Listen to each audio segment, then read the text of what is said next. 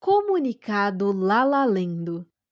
Devido à troca de ambiente e de equipamento para a gravação dos conteúdos do canal, os áudios podem conter ruídos externos. Peço a compreensão de todos. Sejam muito bem-vindos ao Lalalendo. Inscreva-se no canal, ative o sininho para receber notificações a cada vídeo novo e siga-nos nas demais redes sociais para mais conteúdos. Boa leitura a todos! Atenção! Embora algumas pessoas considerem spoiler, é de suma importância que saibam quais são os gatilhos que o livro Uma Vida Pequena possui. Seja responsável e não pule este aviso. Segue a lista de gatilhos que são gráficos e extremamente explícitos durante toda a leitura.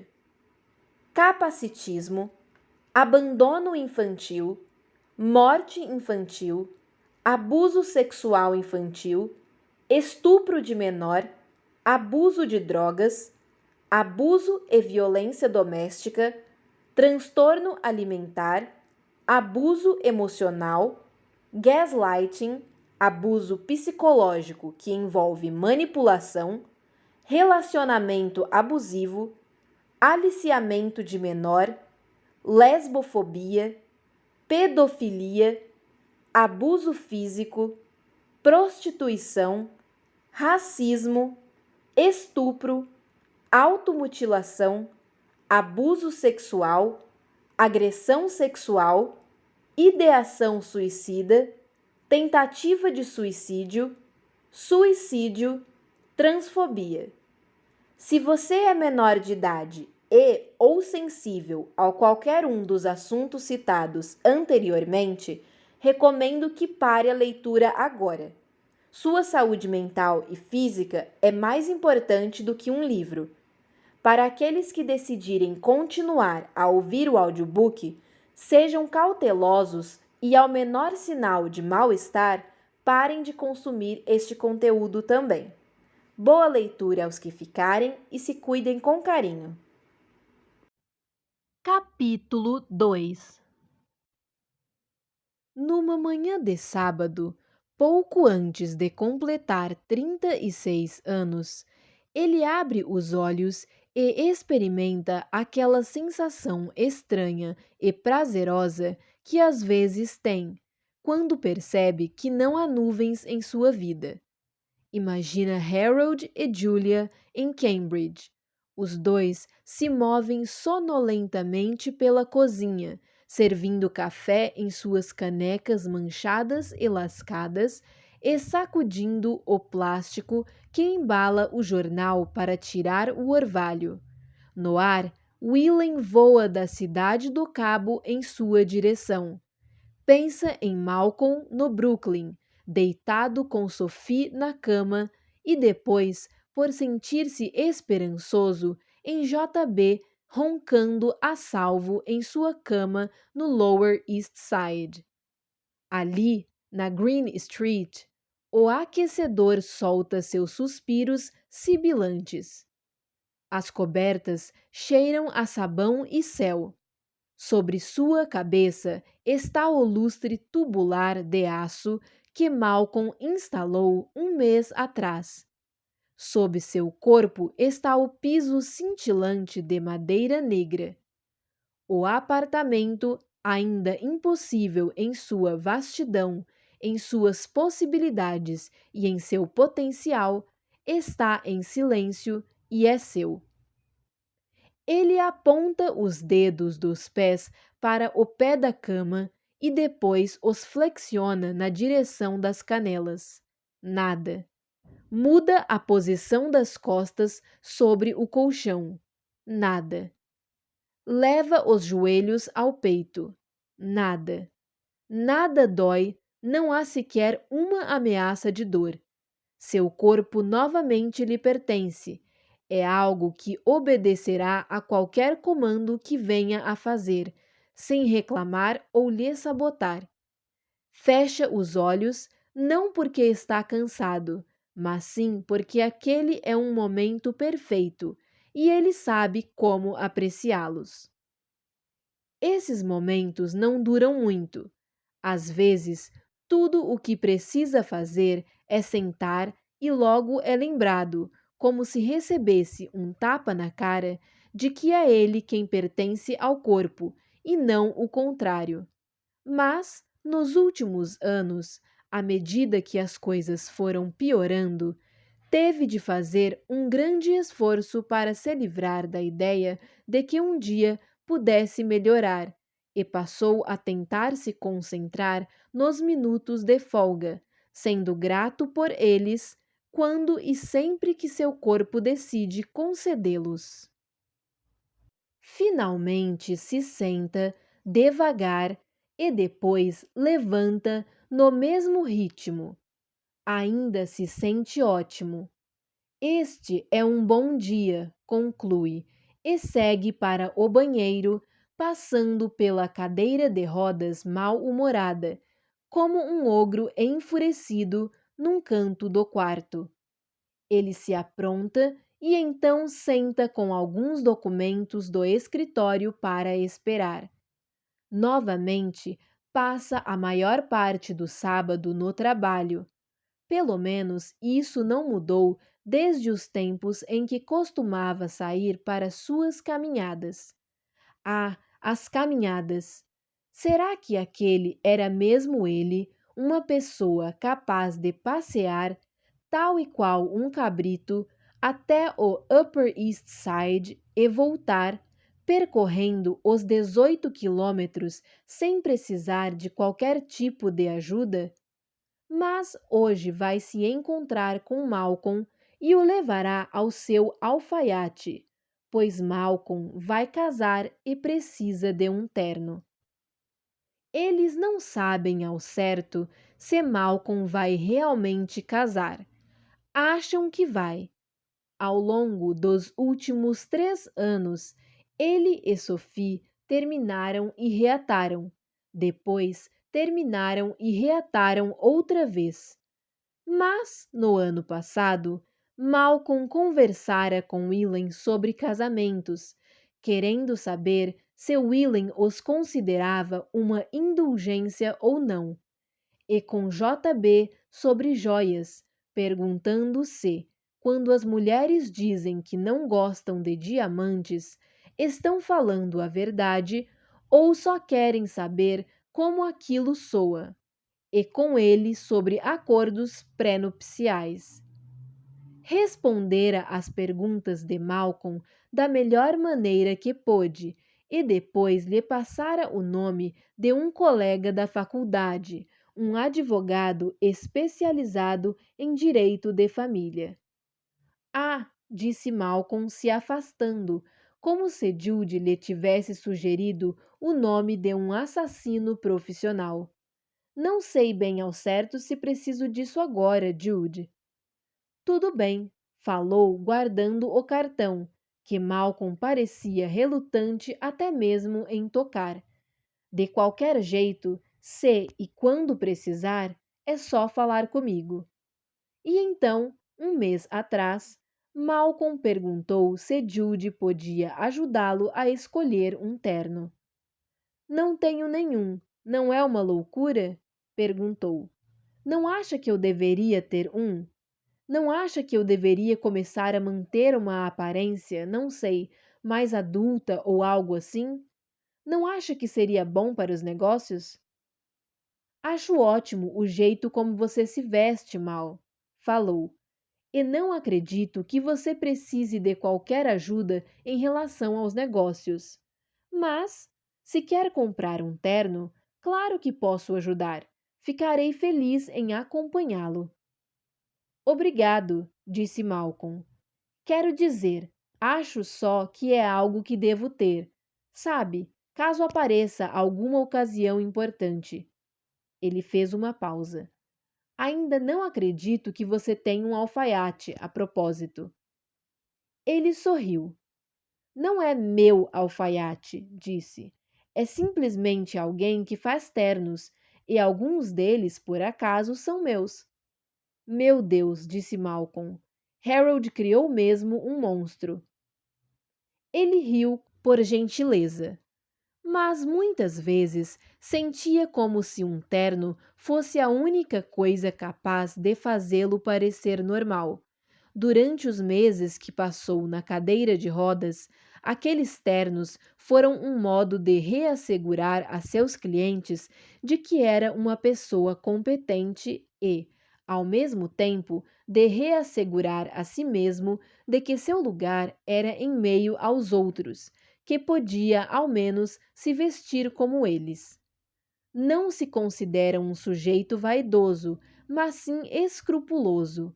Quando criança, os meninos do orfanato ocasionalmente disputavam partidas de beisebol com os meninos da escola local, que os provocavam, tapando o nariz ao entrarem em campo. Vão tomar banho, gritavam. Vocês fedem, vocês fedem. Mas eles tomavam banho. Toda manhã eram obrigados a se lavar, despejando o sabão rosa sebento na palma da mão e em suas toalhinhas, e esfregando a pele enquanto um dos conselheiros andava de um lado para o outro da fileira de chuveiros, batendo com uma toalha fina nos garotos que se comportavam mal ou gritando com aqueles que não se limpavam com o vigor desejado. Mesmo hoje, ele tem horror de ser rejeitado por ser desleixado, sujo ou mal ajambrado. Você sempre vai ser feio, mas isso não significa que não possa ser arrumado, costumava lhe dizer o padre Gabriel e, embora estivesse errado em muitas coisas, nisso Judy sabia que ele estava certo. Malcolm chega, o cumprimenta com um braço e então começa, como sempre faz, a sondar o ambiente, espichando seu pescoço longo e girando num círculo lento ao redor da sala, com seu olhar parecendo a luz de um farol, emitindo alguns ruídos de avaliação durante o processo. Ele responde à pergunta de Malcolm antes mesmo que este possa fazê-la. Mês que vem, Mal. Disse isso 3 meses atrás. Eu sei, mas agora estou falando sério. Agora tenho o dinheiro. Ou terei no fim do mês. Mas já conversamos sobre isso. Eu sei. E, Malcolm, isso é extremamente generoso de sua parte, mas não vou deixar de pagar.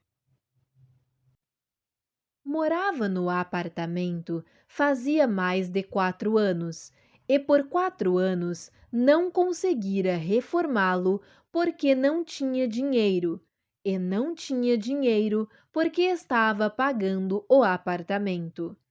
No meio tempo, Malcolm esboçou alguns projetos, ergueu paredes para separar os quartos e o ajudou a escolher um sofá cuja cor cinza lembrava uma nave espacial, colocado no centro da sala, além de resolver alguns problemas menores, como os pisos.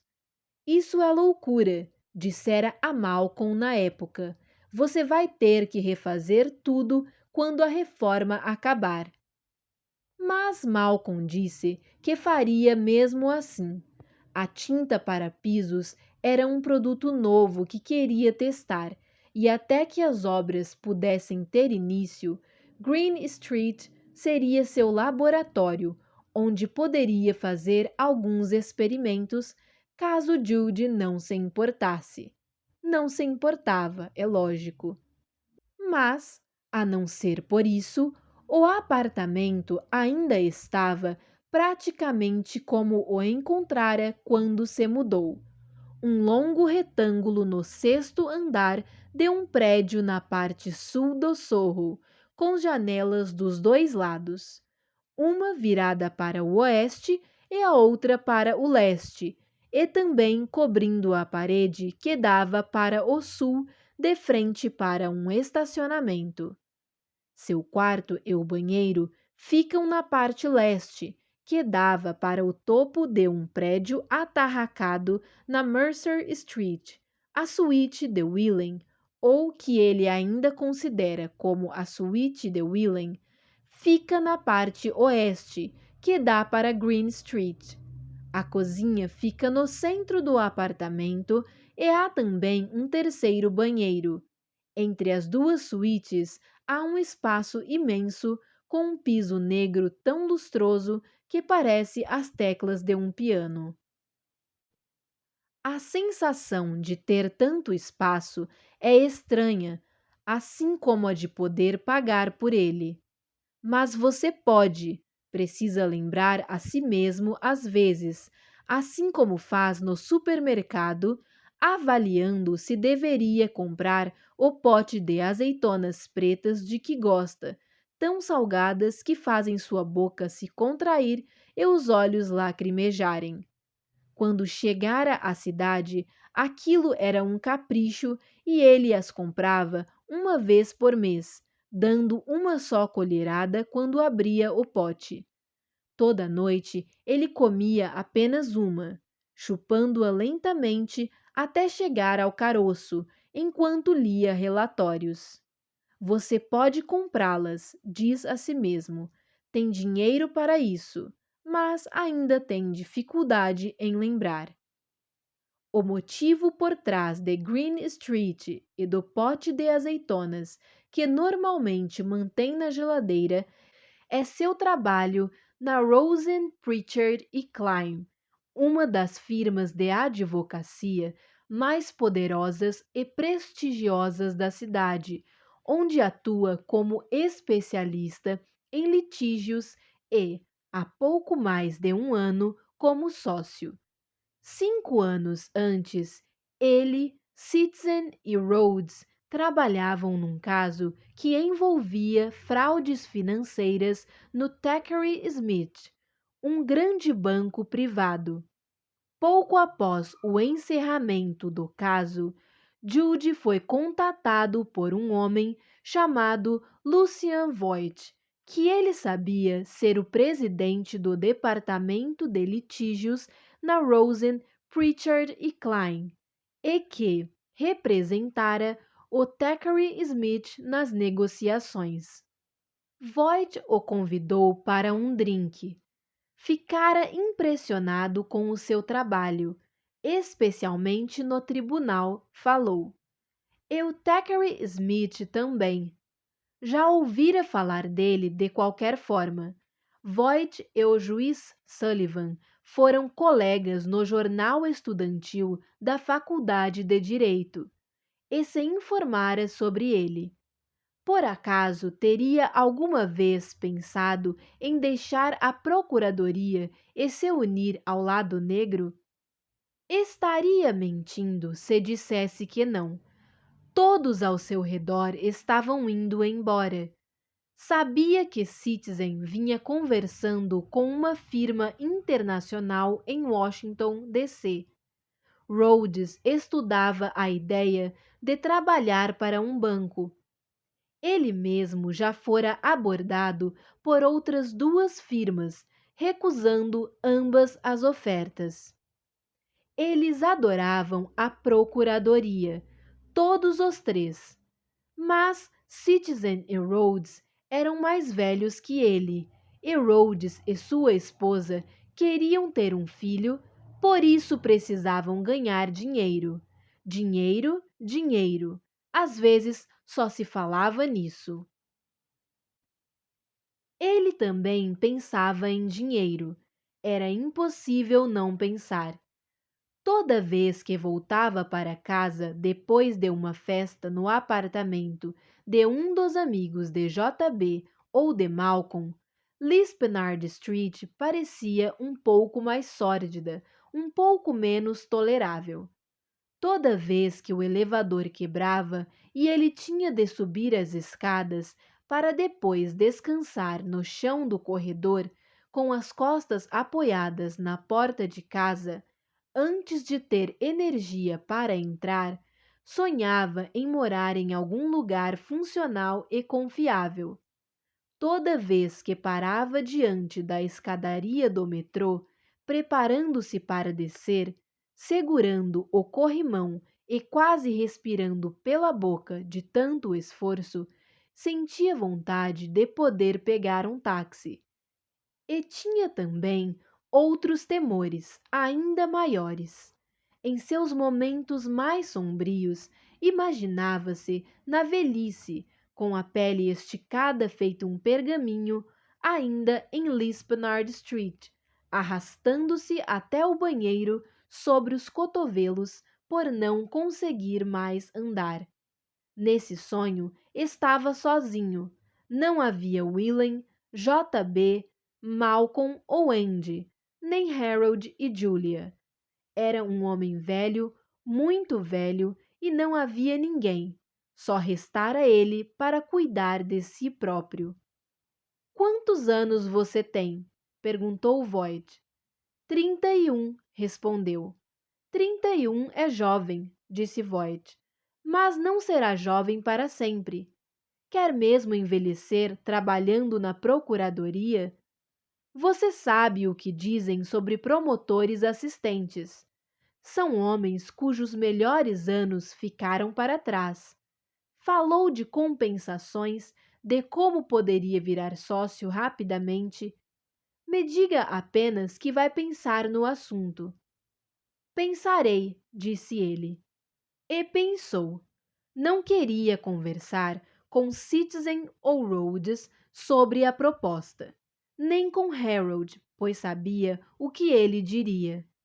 Mas expôs a questão a Willem, e juntos analisaram as vantagens óbvias e as desvantagens óbvias do emprego, a carga horária, mas ele nunca saía do trabalho mesmo, argumentou Willem, o tédio, a alta probabilidade de trabalhar ao lado de babacas, mas, com exceção de Citizen e Rhodes, ele já trabalhava ao lado de babacas, argumentou Willem.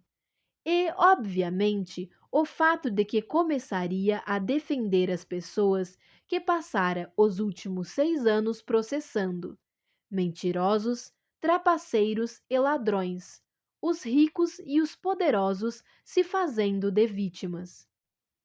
Ele não era como Harold ou Citizen. Era uma pessoa prática. Sabia que construir uma carreira na advocacia era algo que exigia sacrifícios, fossem eles financeiros ou morais, mas ainda ficava preocupado com ter de abrir mão do que sabia ser justo. E em troca do quê? De garantir que não se tornasse aquele homem velho, solitário e doente? Isso parecia o pior tipo de egoísmo, o pior tipo de autoindulgência, renegar o que sabia ser certo simplesmente por sentir medo, por recear que acabaria num estado de tristeza e desconforto. Mais tarde, 2 semanas após seu encontro com Voight, ele voltou para casa tarde numa noite de sexta-feira. Estava exausto. Precisara usar a cadeira de rodas aquele dia devido à imensa dor que sentia na perna direita, e ficou tão aliviado por chegar em casa, de volta a Lispenard Street, que sentiu seu corpo enfraquecer. Em alguns minutos estaria dentro do apartamento, colocaria uma toalhinha úmida, depois de aquecê-la no micro-ondas, em torno da panturrilha e sentaria no calor. Mas, ao apertar o botão do elevador, ouviu apenas o rangido de peças mecânicas, o guincho sutil que fazia quando estava enguiçado. Não! Gritou ele. Não! Sua voz ecoou pelo saguão de entrada e ele bateu a palma da mão contra a porta do elevador uma vez após a outra.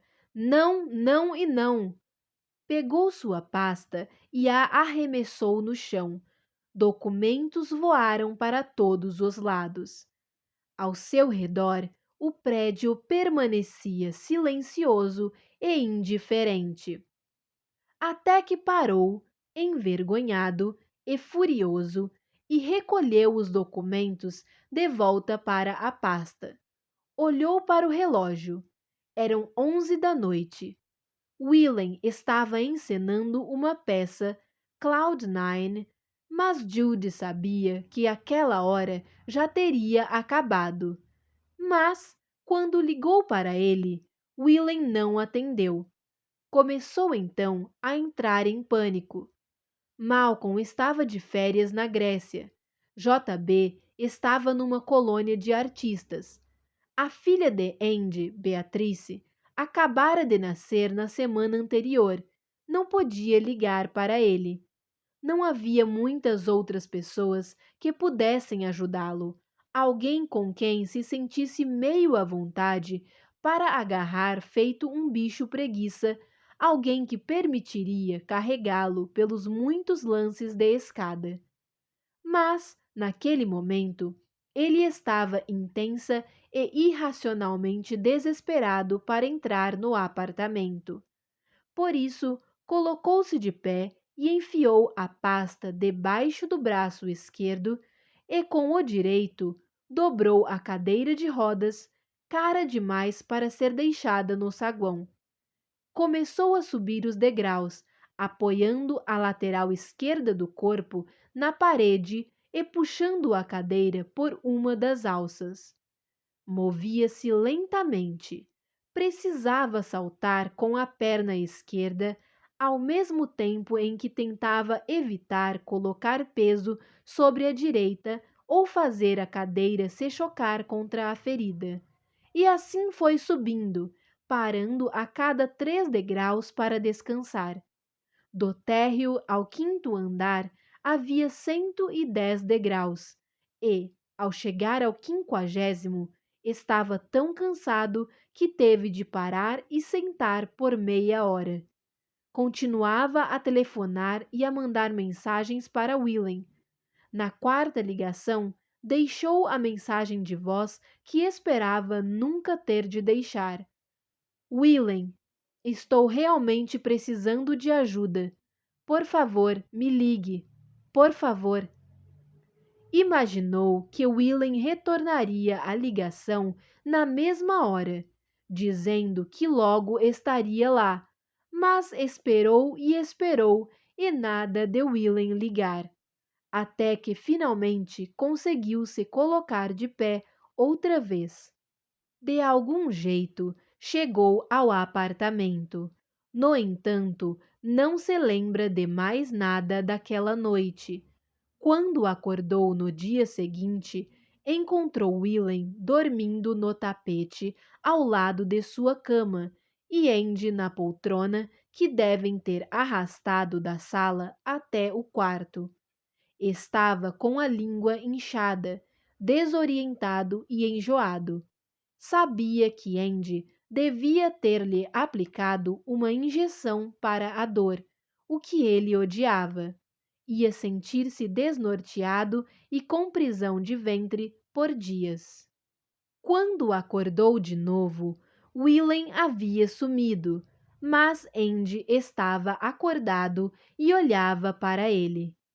Judy, você precisa mudar desta porra de apartamento, falou em voz baixa. Eu sei, respondeu. O que tinha na cabeça, Judy? Perguntaria Willem posteriormente, depois de voltar do mercado. Antes, como não conseguia andar, Andy o ajudara a ir ao banheiro, carregando-o até lá e depois de volta para a cama, para em seguida ir embora. Willem saíra da peça direto para uma festa e não escutara o telefone tocar.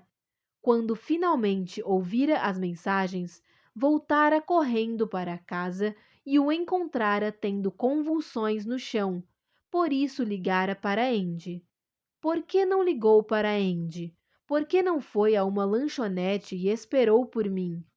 Por que não ligou para Richard? Por que não ligou para Philippa e pediu para ela me encontrar? Por que não ligou para Citizen, ou Rhodes, ou Eli, ou Fedra, ou para um dos Henry Youngs, ou... Não sei, respondeu, ainda num estado lastimável. Era impossível explicar aos sadios a lógica dos doentes, e ele nem tinha forças para tentar. Na semana seguinte, entrou em contato com Lucian Voigt e combinou os termos do emprego. Depois de assinar o contrato, ligou para Harold, que manteve o silêncio por 5 longos segundos, antes de respirar fundo e começar. Não entendo, Jude, falou. Não mesmo. Você nunca me pareceu do tipo que é movido pelo dinheiro, ou é? Quero dizer, acho que sim. Você tinha, ou melhor, tem, uma bela carreira na procuradoria. Está realizando trabalhos importantes por lá. E vai desistir de tudo isso para quê?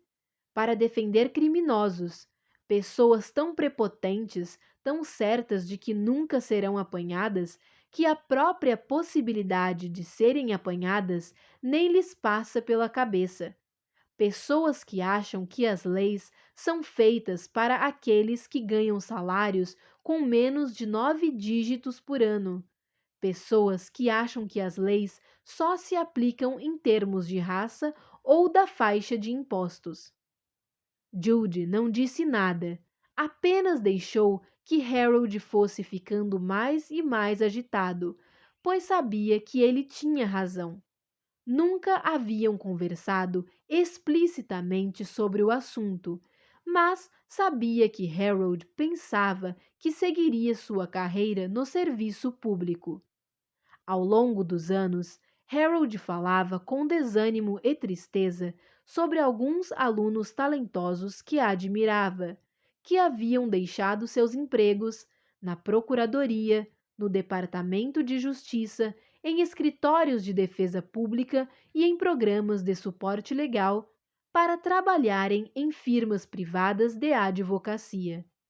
Uma sociedade não pode funcionar como deve sem que as pessoas com uma incrível mente legal se ocupem de fazê-la funcionar, costumava dizer Harold, e Jude sempre concordara. E ainda concordava, motivo este que o impedia de se defender agora. Não tem nada que queira dizer? Finalmente perguntou Harold. Desculpe, Harold, falou. Você está zangado comigo, murmurou. Não estou zangado, Jude, respondeu. Estou decepcionado. Tem ideia do quanto você é especial? Tem ideia da diferença que poderia fazer caso continuasse lá? Poderia virar juiz se quisesse. Poderia chegar à Suprema Corte um dia. Mas não mais. Agora será mais um especialista em litígios em mais uma firma privada e vai lutar contra tudo o que poderia ter feito de bom. É um desperdício, Jude, um grande desperdício. Ficou em silêncio novamente. Repetiu as palavras de Harold para si mesmo. Um desperdício, um grande desperdício. Harold soltou um suspiro. De que se trata, afinal? Perguntou. É por causa do dinheiro? Me diga do que precisa, Jude, e ficarei feliz em ajudar. Harold, começou. Isso é muito generoso da sua parte, mas não posso aceitar. Porra nenhuma, disse Harold. Você não quer aceitar. Estou oferecendo a você uma maneira de continuar no seu emprego, Jude, de não precisar aceitar um trabalho que irá detestar, de não fazer coisas que irá detestar, sem pedir nada em troca. E isso não é uma suposição, é um fato. Estou lhe dizendo que ficarei feliz em dar dinheiro a você para isso. Ah, Harold, pensou. Harold, falou pesaroso. O tipo de dinheiro de que preciso não é o mesmo que você tem, lhe garanto. Harold ficou em silêncio e, quando voltou a falar, trazia um tom diferente na voz. Jude, por acaso está metido em algum tipo de encrenca? Você sabe que pode me dizer. O que quer que seja, eu vou ajudar. Não, respondeu com vontade de chorar. Não, Harold, eu estou bem. Colocou a mão sobre a panturrilha enfaixada com sua dor regular e constante. Que bom, disse Harold. Fico aliviado. Mas, Judy, para o que mais você precisaria de tanto dinheiro, se não para um apartamento que eu e Julia vamos ajudá-lo a comprar, está me ouvindo? Ele às vezes se sentia frustrado e ao mesmo tempo fascinado pela falta de imaginação de Harold. Em sua mente, as pessoas tinham pais que sentiam orgulho delas e economizavam dinheiro só para comprar um apartamento ou sair de férias, e pediam as coisas quando as queriam. Ele parecia curiosamente alheio a um universo em que essas coisas não eram certas, no qual nem todas as pessoas compartilhavam o mesmo passado e o mesmo futuro. Mas aquele era um modo de pensar bastante mesquinho e também raro. Na maior parte do tempo, admirava o otimismo inexorável de Harold, sua incapacidade ou a pura relutância em ser cínico, em procurar tristeza e infelicidade em todas as situações. Adorava a inocência de Harold, que era ainda mais notável, levando-se em consideração o que ele ensinava e o que perdera. Assim, como poderia dizer a Harold que precisava levar em conta sua cadeira de rodas, que precisava ser trocada de anos em anos e que o plano de saúde não cobria integralmente? Como poderia dizer que Andy, que não trabalhava com nenhum plano de saúde, nunca lhe cobrava, nunca lhe cobrara, mas um dia talvez mudasse de ideia e, caso mudasse, não teria como deixar de pagá-lo? Como poderia dizer a ele que, na última vez que sua ferida abrira, Andy mencionara uma possível hospitalização e talvez no futuro até uma amputação? Como poderia dizer que, caso sua perna fosse amputada, teria de gastar com a internação, a fisioterapia e com uma prótese?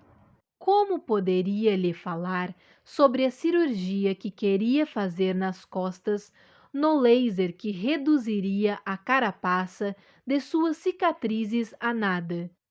Como poderia contar a Harold sobre seus piores medos, da solidão, de se tornar um velho com um catéter e um peito esquelético e descarnado?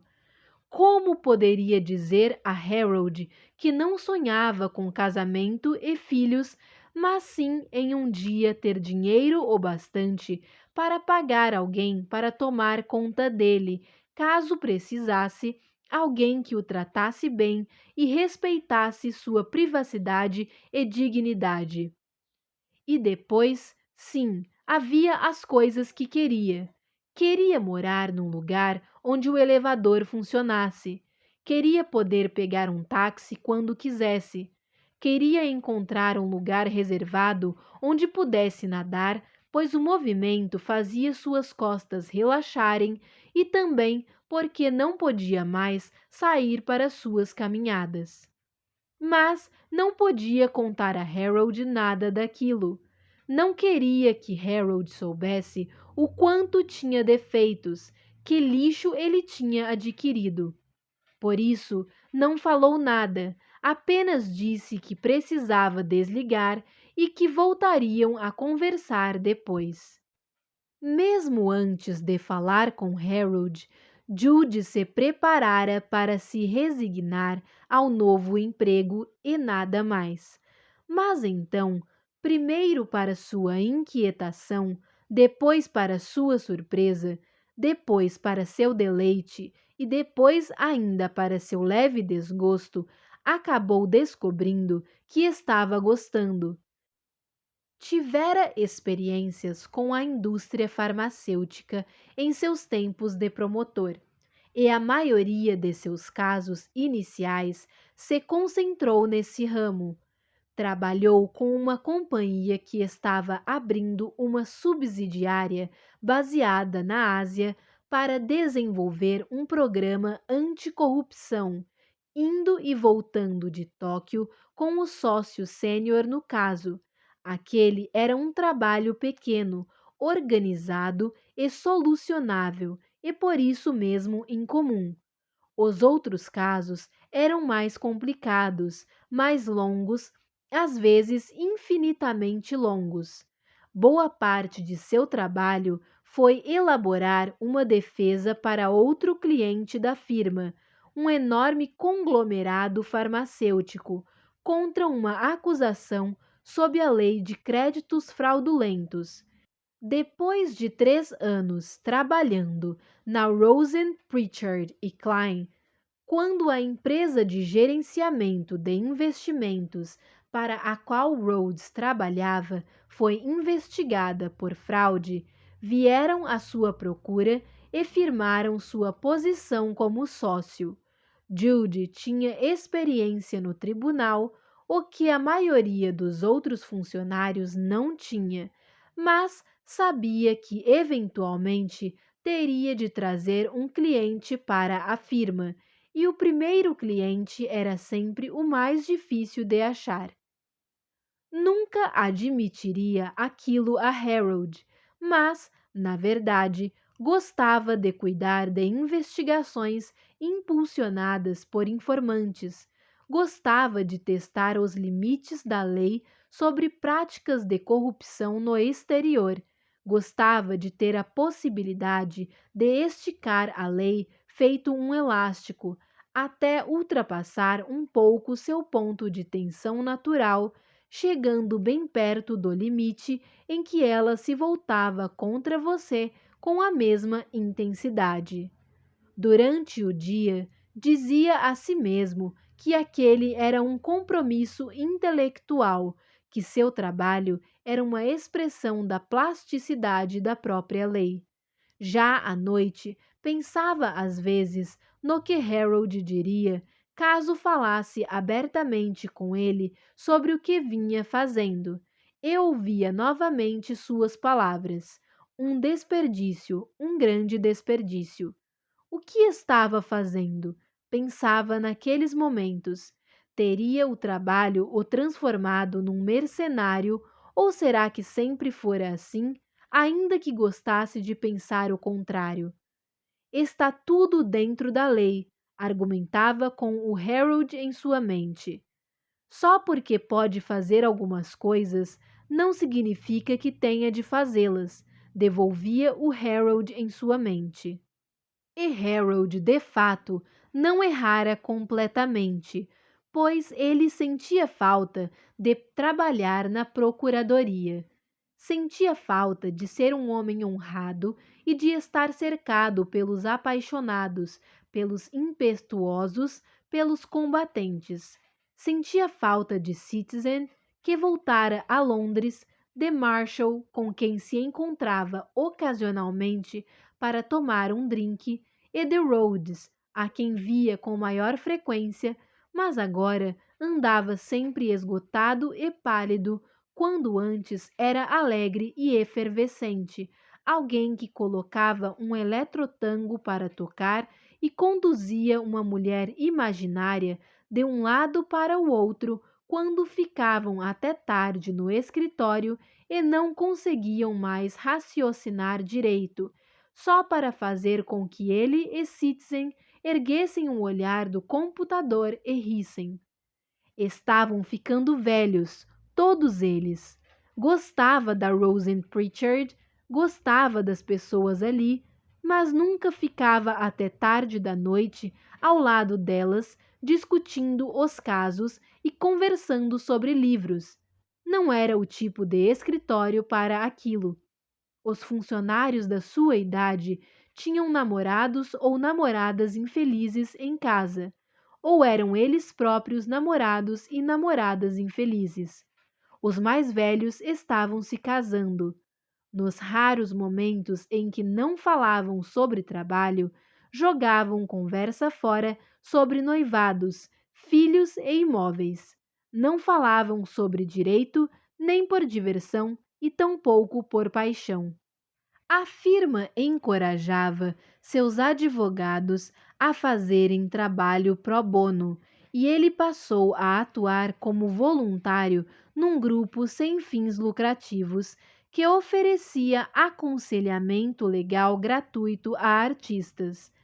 A organização promovia o que chamava de horas de estúdio toda tarde e noite, e os artistas podiam aparecer e consultar um advogado, e toda quarta-feira ele deixava o trabalho mais cedo, às 7, e partia para os escritórios do grupo, com seus pisos que rangiam no Sorro, na Broome Street, onde passava 3 horas ajudando pequenos editores de tratados radicais que queriam se estabelecer como organizações sem fins lucrativos, pintores envolvidos em disputas relacionadas à propriedade intelectual, grupos de dança, fotógrafos, escritores e cineastas com contratos tão fora dos limites da lei.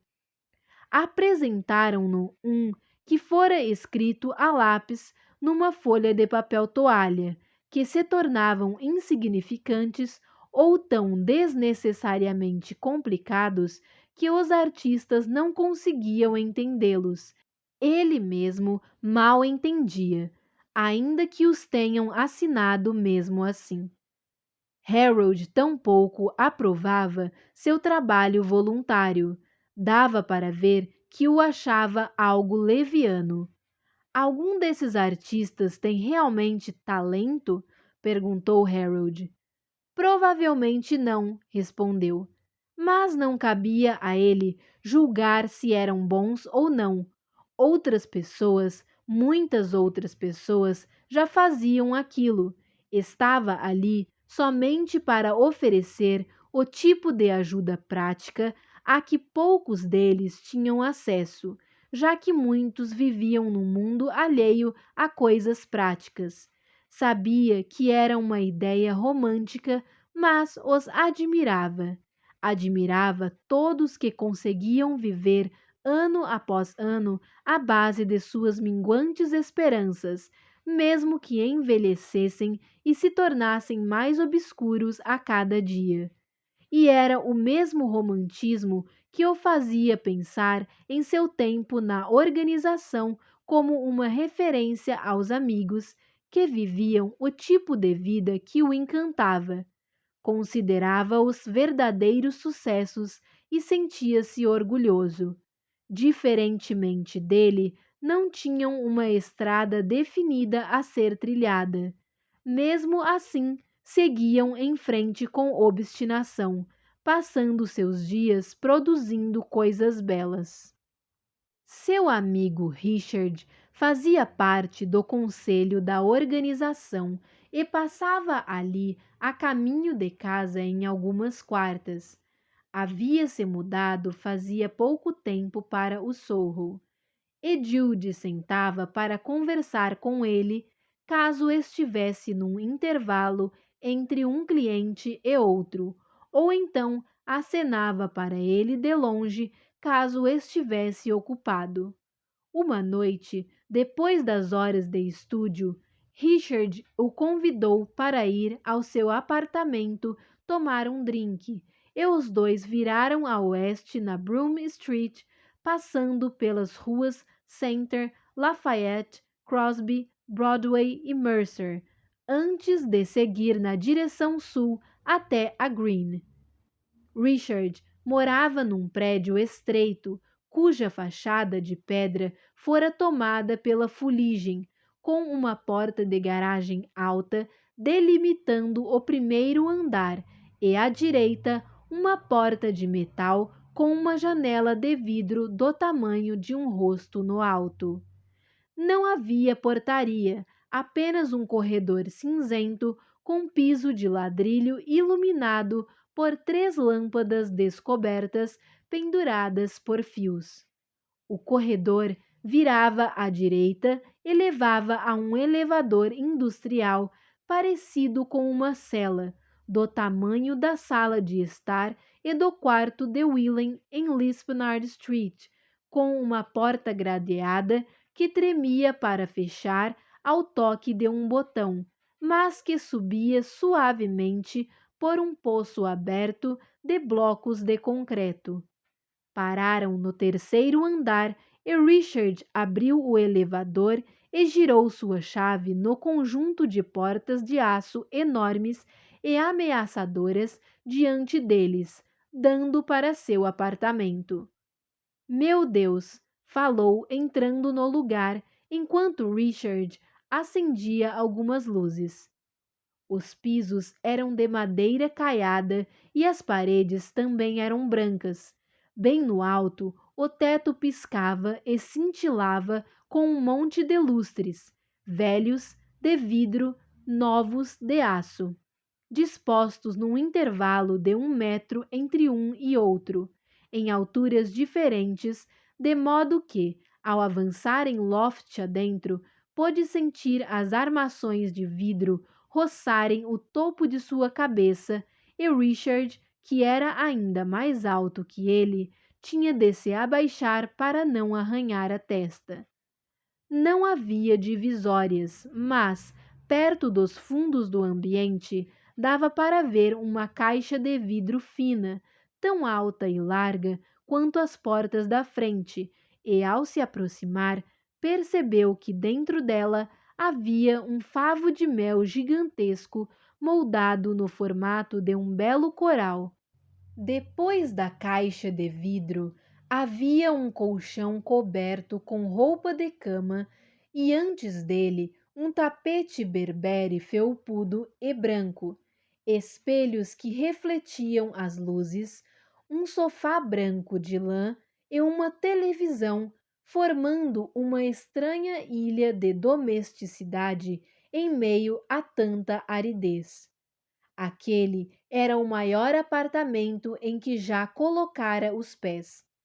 Não é de verdade, disse Richard, vendo-o olhar para o favo de mel. Fiz com cera. É espetacular, elogiou, e Richard agradeceu com a cabeça. Venha, falou, vou lhe mostrar a casa. Passou uma cerveja a Jude e depois destrincou uma porta ao lado da geladeira. São as escadas de emergência, disse. Eu as adoro. Parece que vão nos levar ao inferno, sabe? É verdade, concordou, olhando para o vão da porta, de onde as escadas pareciam ser engolidas pela escuridão. Deu então um passo para trás, sentindo-se repentinamente inquieto e, ao mesmo tempo, um pouco bobo por estar daquele jeito. Richard, que pareceu não ter percebido, fechou a porta e passou o trinco. Desceram pelo elevador até o segundo andar e entraram no estúdio, onde Richard lhe mostrou no que vinha trabalhando. Batizei de deturpações, falou, deixando que Jude segurasse o que presumia ser um galho branco de bétula, mas que na verdade fora feito de argila queimada e depois uma pedra redonda, lisa e leve, que fora talhada a partir de cinzas e torneada, mas passava uma impressão de solidez e peso, e o esqueleto de um pássaro feito com centenas de pecinhas de porcelana. Bifurcando o espaço no sentido do comprimento, havia uma fileira de 7 caixas de vidro, menores que a do piso superior, com o favo de mel feito de cera, mas ainda assim tão grandes quanto uma das janelas, e dentro de cada uma havia uma montanha irregular e desmoronando, feita com uma substância num tom amarelo escuro, doentio que parecia algo entre borracha e carne. Estes são favos de mel de verdade, ou pelo menos eram, explicou Richard. Deixo as abelhas trabalharem neles por um tempo e depois as liberto. Cada um recebe o nome de acordo com o tempo em que foi ocupado, o tempo em que foi de fato um lar e um santuário. Sentaram nas cadeiras de escritório com estofamento de couro que Richard usava para trabalhar, beberam suas cervejas e conversaram sobre o trabalho de Richard, sobre sua próxima mostra, a segunda que faria e que estava programada para dali a 6 meses, e sobre as novas pinturas de JB. Você ainda não as viu, certo? Perguntou Richard. Passei no estúdio dele 2 semanas atrás e as telas são realmente lindas, as melhores que já pintou. Sorriu para ele. Você vai aparecer bastante, sabe? Sei, respondeu, tentando não contorcer o rosto numa careta. Mas me diga, Richard, falou, mudando de assunto, como encontrou este lugar? É incrível. É meu. É mesmo? Você é o dono? Estou impressionado. Isso é tão adulto da sua parte. Richard caiu no riso. Não, o prédio. Ele é meu. Explicou. Seus avós tinham uma empresa de importação e quando seu pai e sua tia eram novos, compraram 16 prédios no Baixo Manhattan, antigas fábricas, para usar como armazém. Eram 6 no Soho, 6 em Tribeca e 4 em Chinatown. Quando os 4 netos completaram 30 anos, cada um ganhou um prédio. Quando fizeram 35, como acontecera a Richard no ano anterior, ganharam outro. Quando fizessem 40, ganhariam um terceiro. Aos 50, receberiam o último. Você pôde escolher? Perguntou com a mistura particular de desorientação e incredulidade que sempre sentia ao ouvir aquele tipo de história. Tanto por uma fortuna assim existir e ser mencionada de maneira tão casual, como por alguém que conhecia há tanto tempo ser o dono dela. Aquilo o fazia lembrar o quanto, de certa forma, ainda era ingênuo e simplório. Jamais poderia imaginar tais riquezas, jamais poderia imaginar que as pessoas que conhecia eram donas de tais riquezas. Mesmo passados tantos anos, mesmo que os anos em Nova York e seu trabalho, em especial, o tenham ensinado o contrário, ele ainda não conseguia deixar de imaginar que os ricos não fossem como Ezra, Richard ou Malcolm, mas sim como eram retratados em caricaturas e sátiras. Homens mais velhos saindo de carros com vidro fumê e suas mulheres magras e frágeis, suas enormes casas com piso polido. Não, Richard sorriu. Eles nos deram aqueles que achavam se encaixar melhor com nossas personalidades. Meu primo rabugento ficou com um prédio em Franklin Street, que era usado para armazenar vinagre.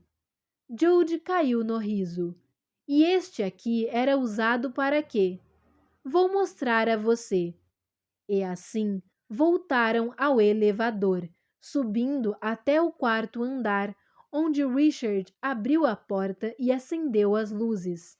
Ali se viram defrontados por paletas e mais paletas empilhadas bem alto, quase até o teto, com o que pensou serem tijolos.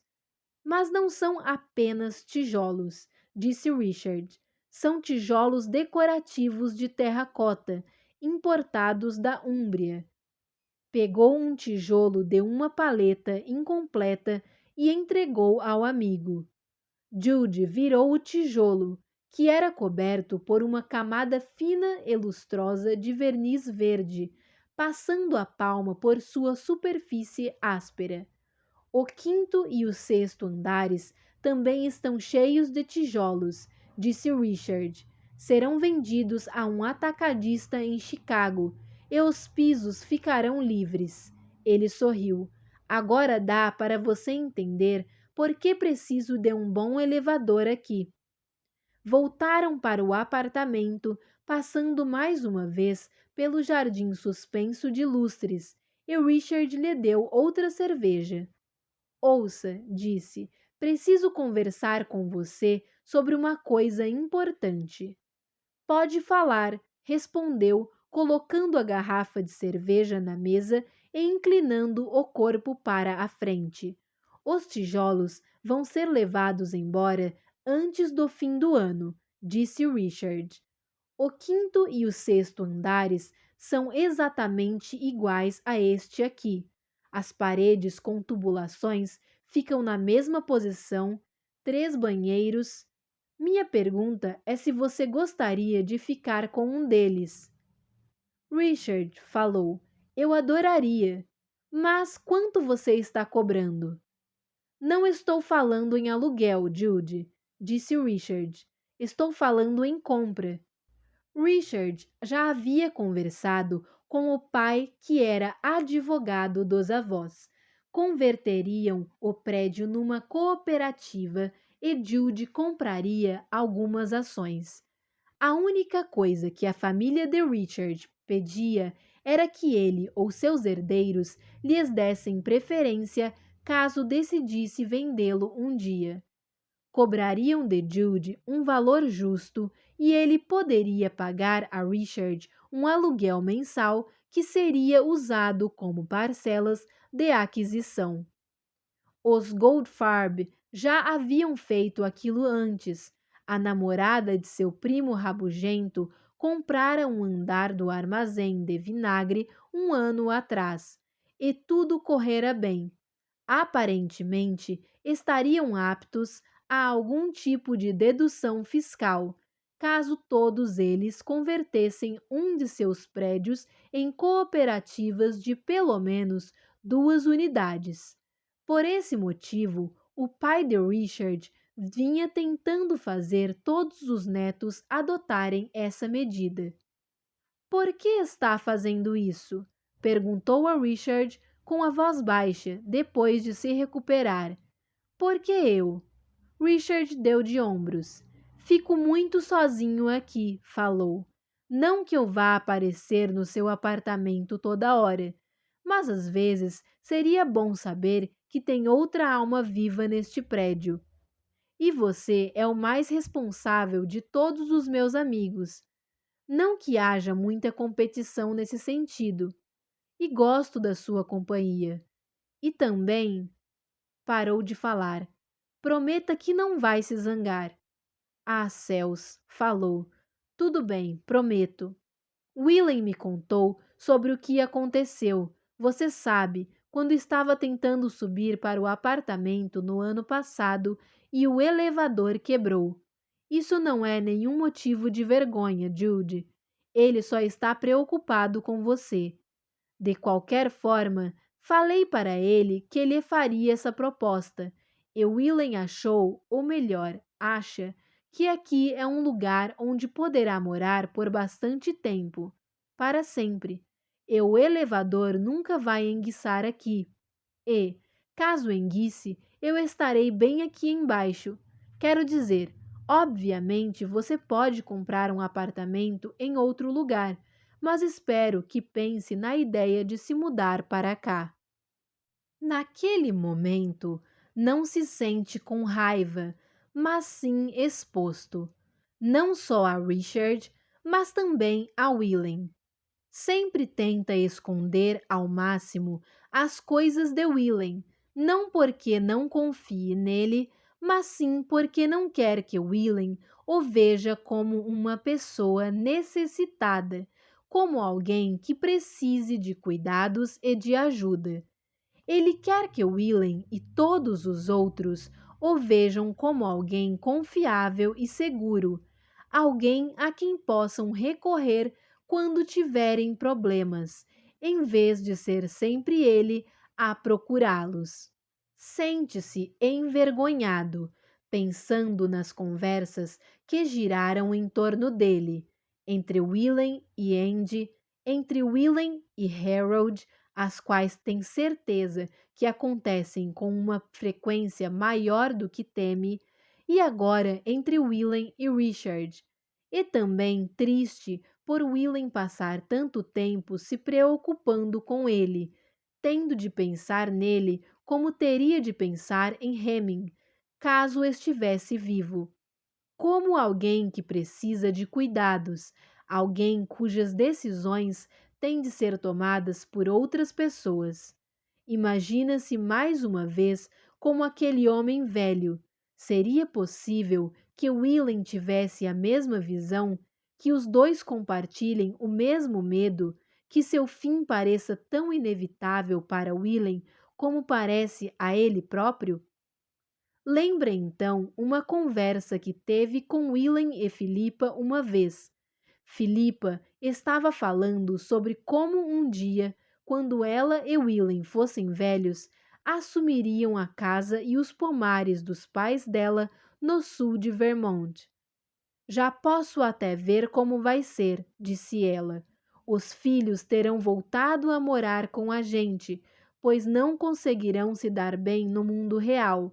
E eles terão 6 filhos no total, com nomes como Buster, Carrot e Vixen, que correrão pelados pela casa e não irão à escola. E eu e Willem teremos que os bancar até o fim de nossos dias. O que os seus filhos vão fazer da vida?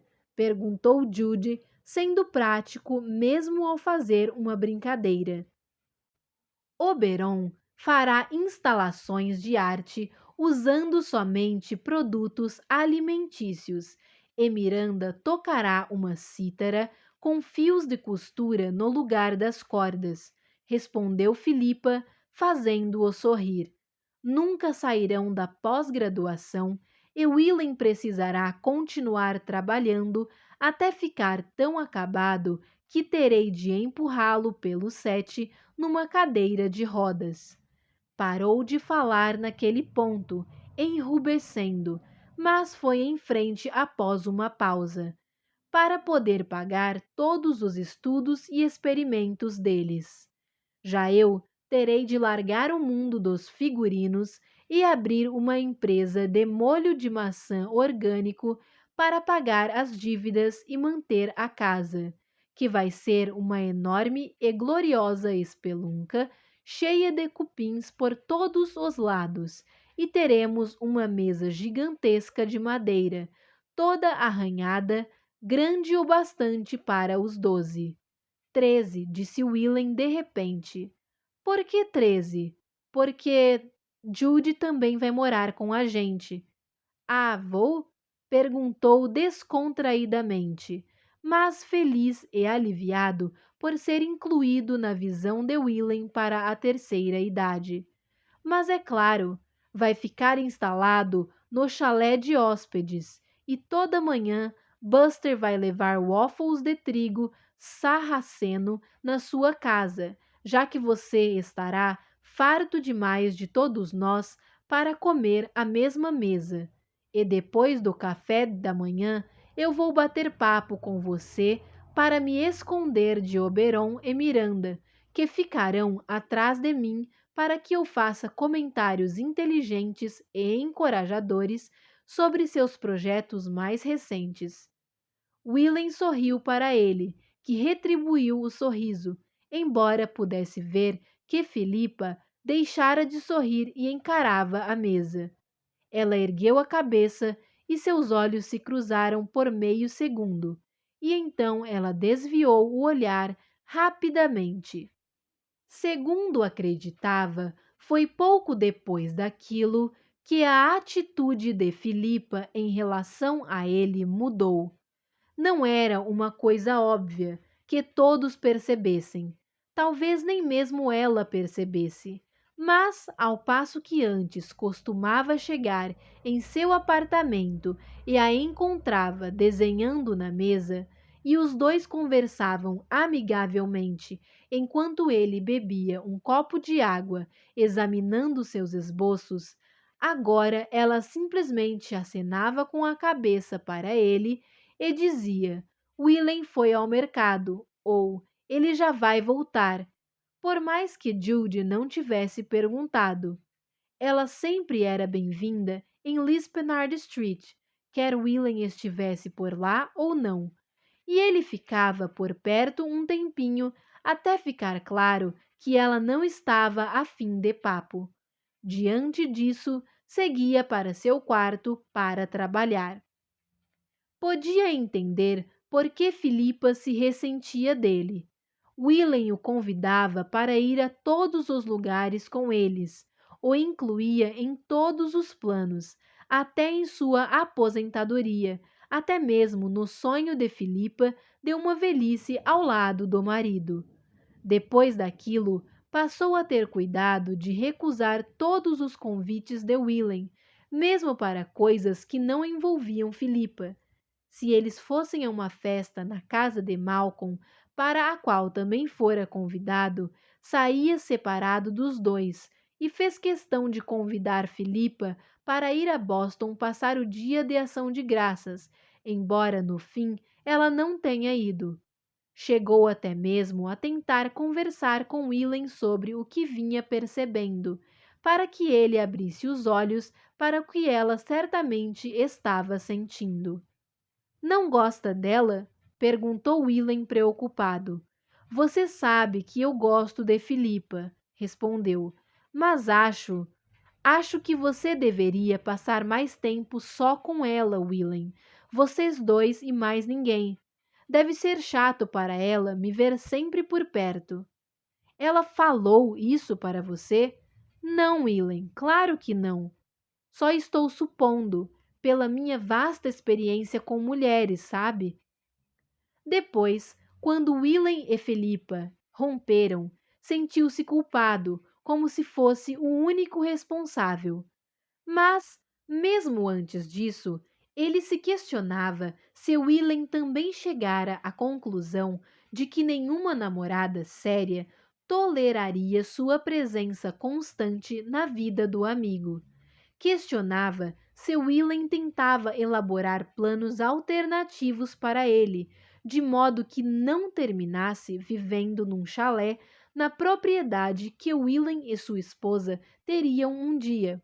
Um modo de não se tornar o amigo triste e encalhado de Willem, uma lembrança inútil de sua longínqua vida infantil. Ficarei só, decidiu. Não queria ser aquele que arruinaria as chances de Willem ser feliz. Queria que Willem tivesse o pomar, a casa atacada por cupins, os netos e a esposa que tinha ciúmes de sua companhia e atenção. Queria que Willem tivesse tudo o que merecia, tudo o que desejasse. Queria que todos os seus dias fossem livres de preocupações, obrigações e responsabilidades, mesmo que aquela preocupação, aquela obrigação e aquela responsabilidade fossem ele. Na semana seguinte, o pai de Richard, um homem alto, sorridente e simpático, a quem conhecera na primeira mostra de Richard, 3 anos antes, enviou-lhe o contrato. Judy pediu a um amigo da Faculdade de Direito, um advogado do ramo imobiliário, que o examinasse com ele. Recebeu também a ficha técnica do prédio, que entregou a Malcolm. O preço quase o fizera vomitar, mas seu colega de classe disse que ele tinha de aceitar. É uma tremenda barganha, Judy.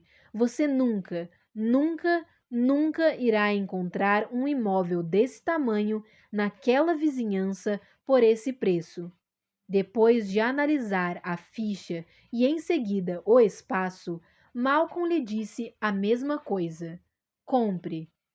Foi o que ele fez, e por mais que ele e os Goldfarb tenham estipulado um cronograma prolongado de pagamento, com duração de 10 anos, e um plano de aluguel com escopo de aquisição sem juros, Jude estava determinado a quitar o apartamento o mais rápido possível. A cada 2 semanas, separava metade do salário para o apartamento e a outra metade para suas economias e despesas diárias. Contou a Harold que mudara de casa em seu telefonema semanal. Graças a Deus, disse Harold, jamais gostara de Lispenard Street, mas não mencionou que havia comprado o imóvel, pois não queria que Harold se sentisse obrigado a lhe oferecer dinheiro. De Lispenard Street levou apenas o colchão, o abajur, a mesa e uma cadeira, colocando tudo num canto do apartamento novo. À noite, às vezes, erguia o olhar dos documentos do trabalho e pensava em como fora ridícula aquela decisão. Como poderia preencher todo aquele espaço? Como um dia poderia ter a sensação de que aquilo lhe pertencia? Lembrava-se de Boston, da Hereford Street, e de como lá havia sonhado apenas com um quarto, com uma porta que um dia ele pudesse fechar. Mesmo na temporada que passara em Washington, trabalhando para Sullivan, dormia na sala de um apartamento de um quarto que dividia com um assistente legislativo, a quem via raramente. Lispenard Street fora a primeira vez na vida que tivera um quarto de verdade, com uma janela de verdade só para ele.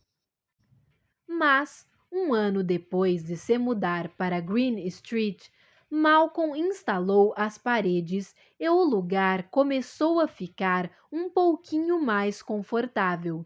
E, um ano depois, Willem foi morar lá e o apartamento ficou ainda mais agradável.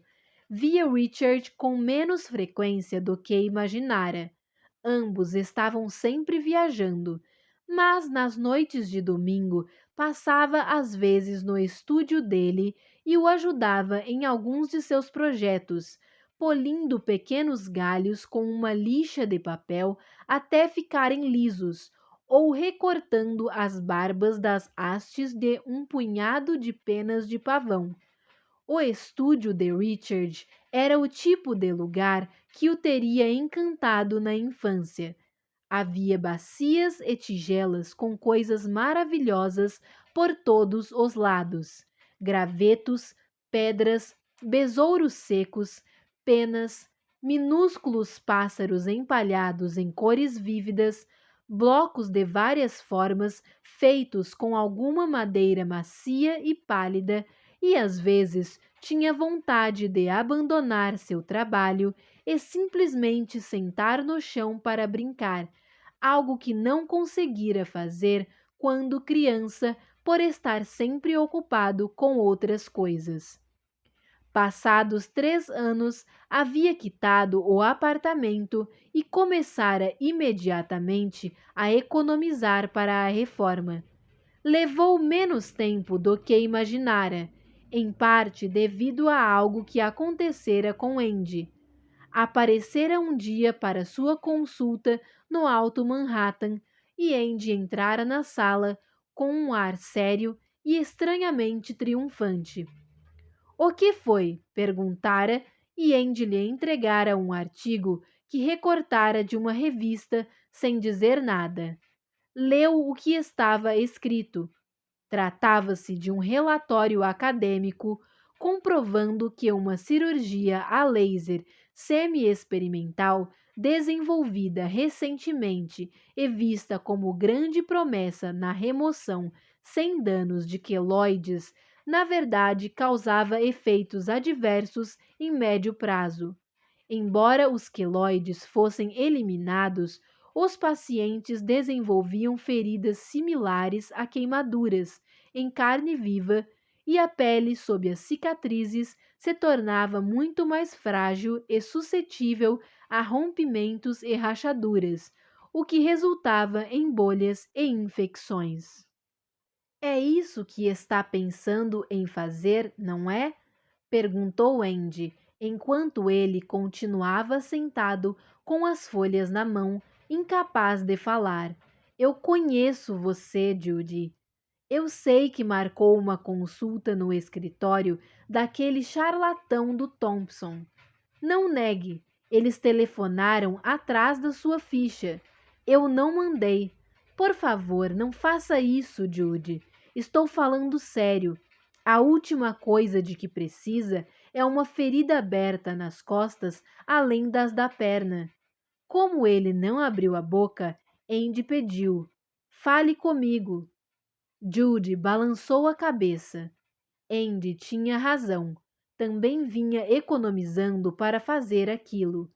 Assim como suas bonificações anuais e a maior parte de suas economias, todo o dinheiro que ganhara muito tempo atrás como tutor de Félix fora utilizado no apartamento, mas, nos últimos meses, vendo-se perto de quitar as últimas parcelas, começara a economizar novamente para a cirurgia.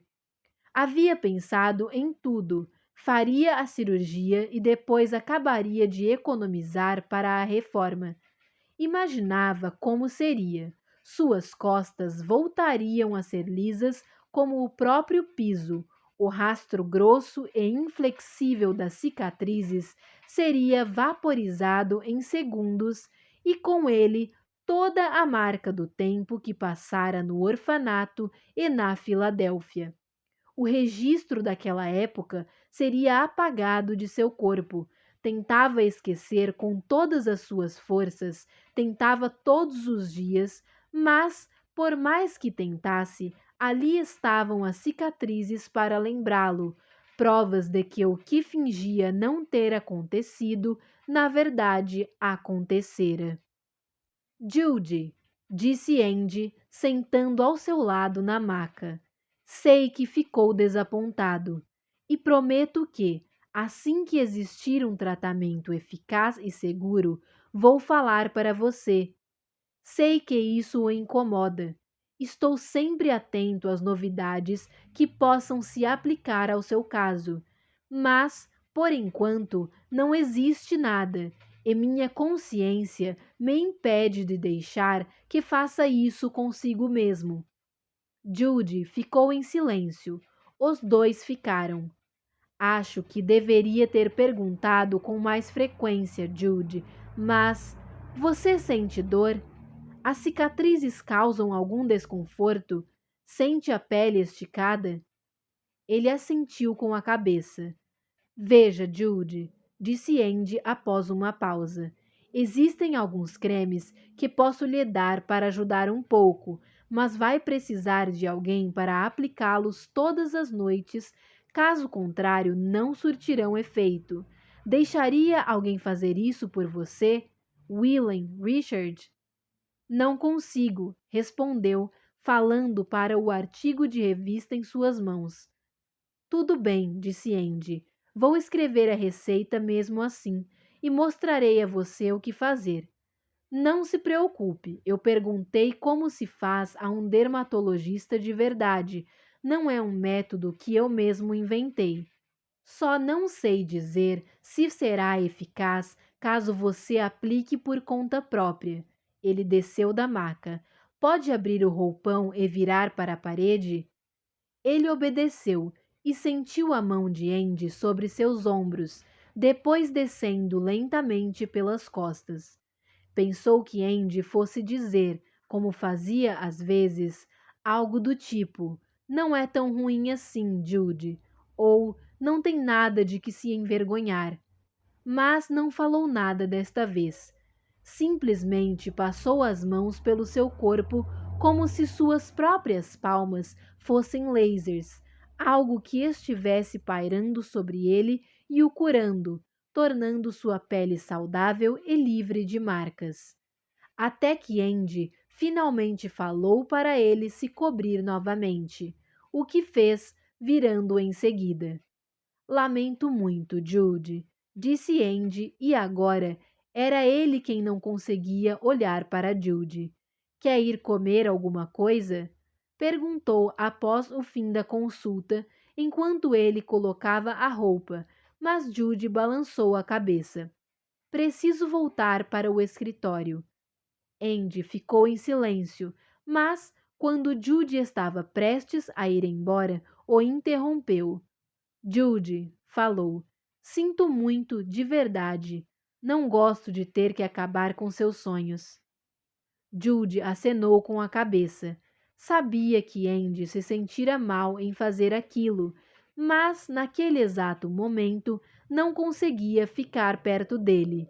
Queria apenas ir embora. No entanto, lembrou a si mesmo.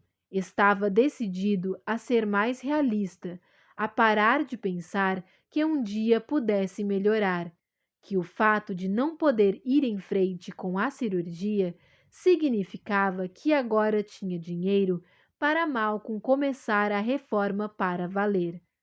Desde que comprara o apartamento, observara Malcolm ir se tornando mais ousado e imaginativo em seu trabalho, e, assim, os planos que esboçara quando comprara o apartamento foram alterados, revisados e melhorados inúmeras vezes. Neles, Judy conseguia enxergar o desenvolvimento do que até ele mesmo podia reconhecer como uma confiança estética, uma idiosincrasia segura. Pouco depois que ele começara a trabalhar na Rosen, Pritchard e Klein, Malcolm pedira as contas na Radstar e, ao lado de dois ex-colegas e de Sophie, uma conhecida da Faculdade de Arquitetura, abrira uma firma chamada Belcast. O primeiro trabalho do escritório foi a renovação do pied-à-terre de um dos amigos dos pais de Malcolm. A Belcast trabalhava na maior parte do tempo com projetos residenciais, mas no ano anterior ganhara a licitação pela primeira vez para uma obra pública, um museu de fotografia em Doha, e Malcolm, assim como Willem, assim como ele próprio, passava cada vez mais tempo fora da cidade. Nunca subestime a importância de ter pais ricos, resmungou um idiota numa das festas de JB, amargurado ao descobrir que a Belcast terminara em segundo lugar numa competição de projetos para um memorial em Los Angeles em homenagem aos nipo-americanos feito prisioneiros na guerra, e JB começou a berrar com ele antes que Jude e Malcolm tivessem a oportunidade. Os dois apenas sorriram um para o outro atrás de JB, orgulhosos em vê-lo defender Malcolm com tamanha veemência. Ele agora via a cada nova planta para a reforma do apartamento de Green Street, corredores aparecerem e sumirem, a cozinha aumentar e diminuir, as estantes de livros deixarem de cobrir toda a parede norte, onde não havia janelas, para o sul, onde havia, e depois voltarem para a norte. Um dos projetos eliminava todas as paredes. É um loft, Judy, e você precisa respeitar sua integridade, explicara Malcolm, mas ele se manteve firme. Precisava de um quarto, precisava de uma porta que pudesse fechar e trancar. Já em outra versão, Malcolm tentara bloquear por completo as janelas viradas para o sul, que fora exatamente o motivo pela qual Judy escolhera o sexto andar, e que depois o próprio Malcolm admitiu se tratar de uma ideia idiota. Mas gostava de ver Malcolm trabalhando, ficava tocado em perceber quanto tempo o amigo dedicara, mais do que ele mesmo, pensando em como ele iria viver. E agora estava prestes a acontecer. Agora tinha dinheiro suficiente para Malcolm realizar até suas mais excêntricas fantasias arquitetônicas. Agora tinha o bastante para todo e qualquer móvel que Malcolm já sugerira para cada tapete e cada vaso. Nos últimos tempos, vinha debatendo com Malcolm sobre seus planos mais recentes. Na última vez que analisaram os esboços, 3 meses atrás, percebera um elemento em torno do vaso sanitário do quarto principal que não conseguira identificar. O que é isso? Perguntou a Malcolm. Barras de apoio, respondeu Malcolm abruptamente, como se, ao responder rapidamente, a coisa perdesse a importante. Judy, eu sei o que você vai dizer, mas ele já estudava as plantas com mais atenção, examinando as minúsculas anotações de Malcolm sobre o banheiro, onde acrescentara barras de ferro ao chuveiro e também ao redor da banheira, e sobre a cozinha, onde abaixara a altura de algumas bancadas. Mas nem estou usando a cadeira de rodas, argumentou, consternado. Mas Jude, começou Malcolm, e depois parou.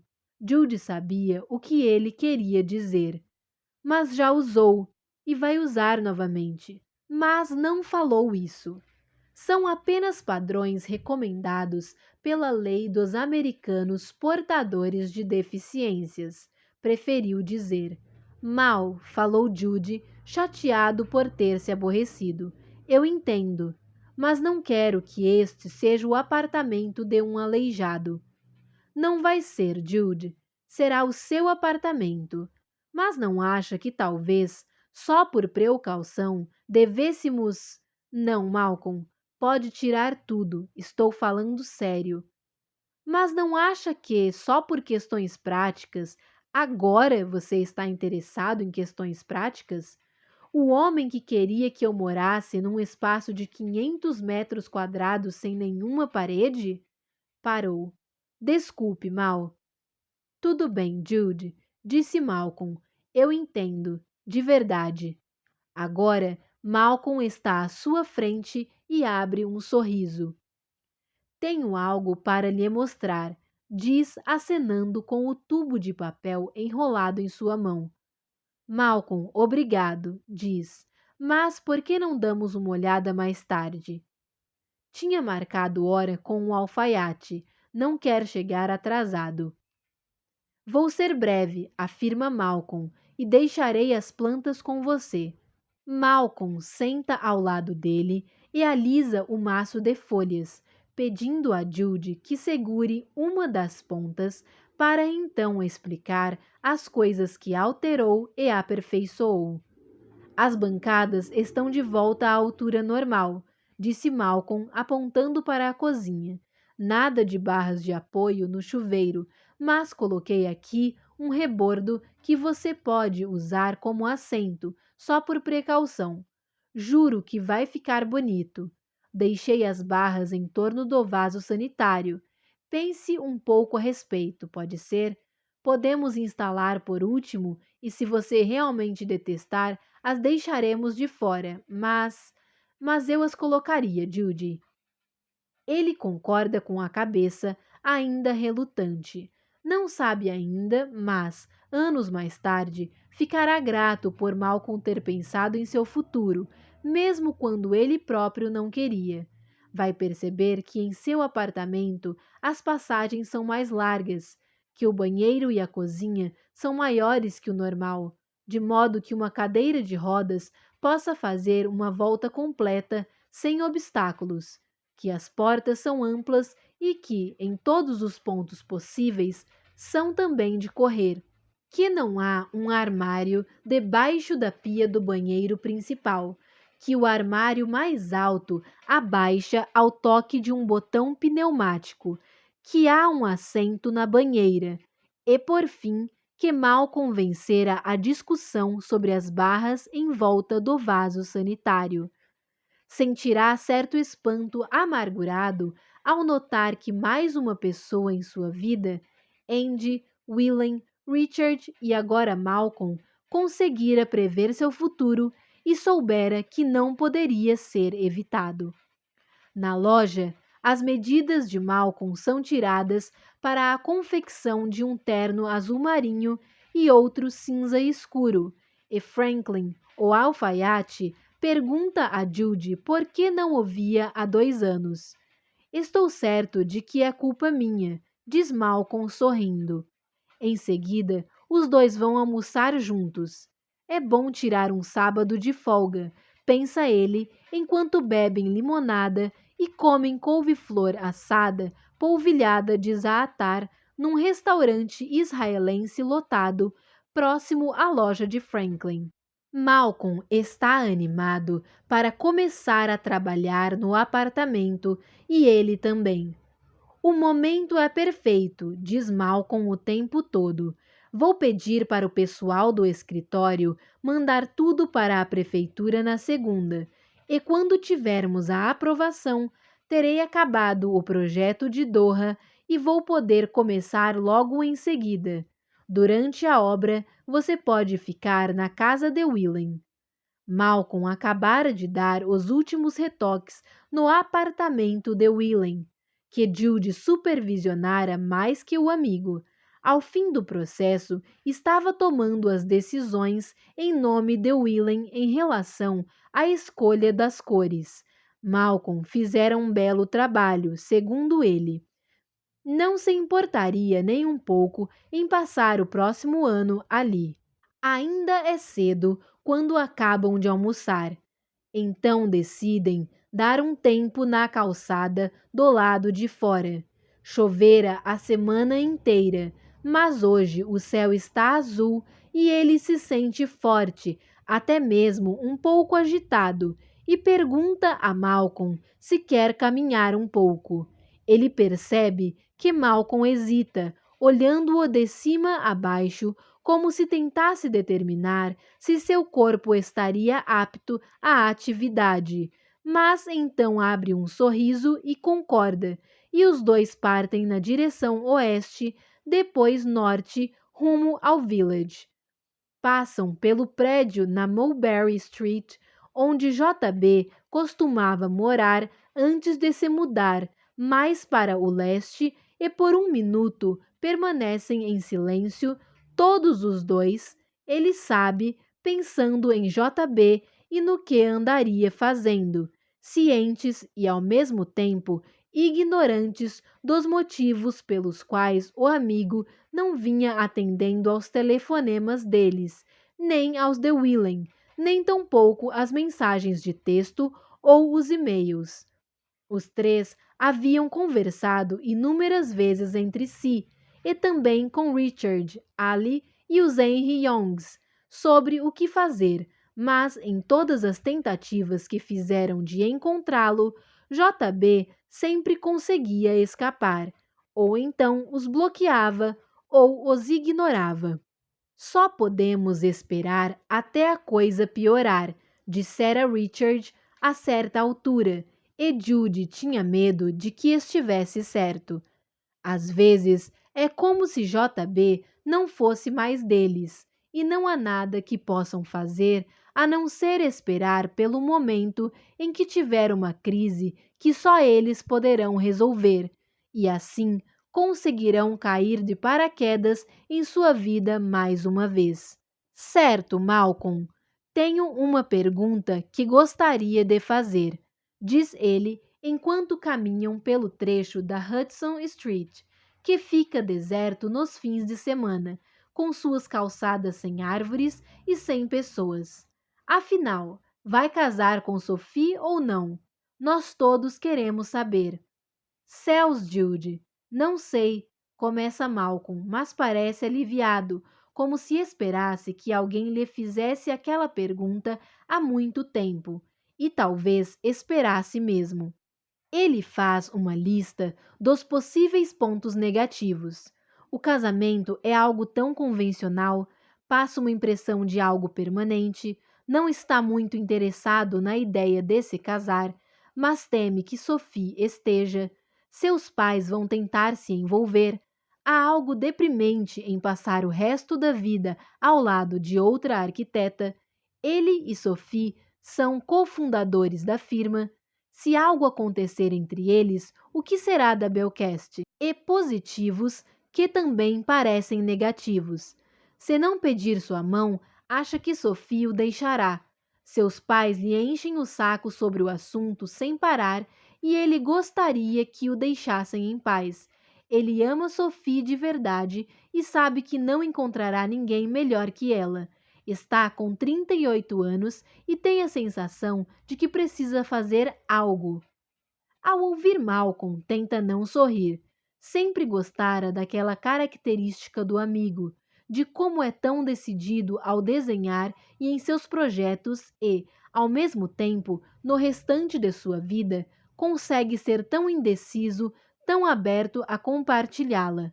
Malcolm nunca fora de fingir ser mais seguro, mais confiante ou mais descolado do que realmente era, e, à medida que eles envelhecem, ele aprecia e admira mais e mais sua ingenuidade e candura, sua total confiança nos amigos e em suas opiniões.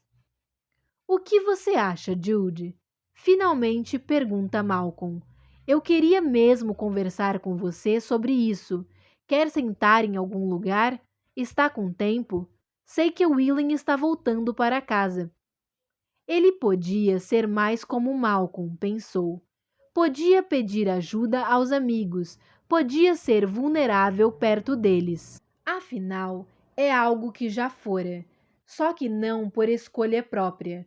Mas eles sempre o trataram bem, nunca tentaram deixá-lo desconfortável. Será que isso não merecia consideração? Talvez, por exemplo, peça a Willen para ajudá-lo a cuidar das costas. Se Willen sentir repulsa pela sua aparência, nunca dirá nada. E Andy estava certo. Era muito difícil passar os cremes por conta própria, por isso acabara desistindo, embora não tenha jogado nenhum deles fora. Tenta pensar num modo para começar a conversa com Willen, mas descobre que não consegue passar da primeira palavra. Willen, nem mesmo em sua imaginação. E naquele instante percebe que não conseguirá pedir aquilo a Willen. Não porque não confie em você, diz a Willen, com quem nunca terá aquela conversa, mas porque não consigo suportar que você me veja como realmente sou. Agora, quando pensa na velhice, ainda está sozinho, mas no apartamento de Green Street. Nesses devaneios, vê Willen numa casa em algum lugar verde e cheio de árvores, nas montanhas Adirondacks ou Berkshires, e Willen está feliz, cercado por pessoas que o amam e talvez apareça algumas vezes por ano na cidade para visitá-lo em Green Street e passarem a tarde juntos. Nesses sonhos, está sempre sentado, então não sabe se consegue andar ou não, mas sabe que fica em êxtase por ver Willen sempre e que, ao fim de todos seus encontros, é capaz de dizer para ele não se preocupar, que pode tomar conta de si mesmo, reassegurando-o numa espécie de bênção, alegre por ter forças para não arruinar o idílio de Willen com suas necessidades, sua solidão, seus desejos. Mas aquilo, como lembra a si mesmo, só acontecerá muitos anos à frente. Naquele momento, o que existe é Malcolm e seu rosto aflito e esperançoso, esperando por uma resposta sua. Ele só volta à noite, diz a Malcolm. Temos toda a tarde, Mal. Tenho todo o tempo de que você precisar. Muito obrigada por acompanhar o Lala Lendo e não deixe de ouvir os próximos capítulos.